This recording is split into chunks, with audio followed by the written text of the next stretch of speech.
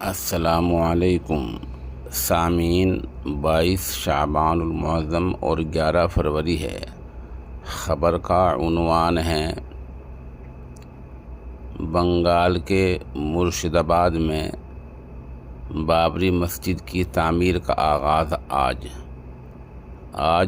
بدھ کا دن ہے۔ اسی مناسبت سے بنگال کے مرشد آباد میں بابری مسجد کی تعمیر شروع ہوگی۔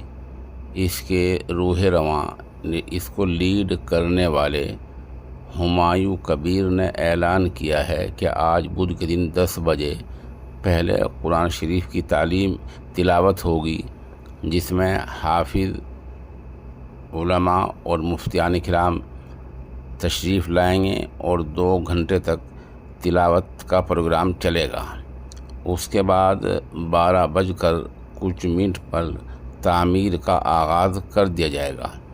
آپ کو پتہ ہی ہے کہ کافی دن پہلے ہمایوں کبیر نے یہ اعلان کیا تھا کہ وہ بنگال کے مرشد آباد میں بابری مسجد کے نام سے ایک مسجد بنانے جا رہے ہیں۔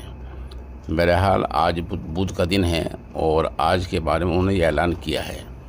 خبر رساں ایجنسی PTI کے مطابق ہمایوں کبیر نے یہ بھی کہا ہے کہ مسجد کی تعمیر میں تاخیر اس لیے ہوئی ہے کہ کچھ کاغذات کی جو کارروائی ہوتی ہے وہ پوری نہیں ہوئی تھی۔ اب وہ تمام دستاویزات کی کارروائی مکمل کر لی گئی ہے، اس لیے آج سے یہ کام شروع ہو جائے گا۔ بہرحال اس اعلان کے ہوتے ہی بنگال کا سیاسی ماحول ایک بار پھر گرما گیا ہے۔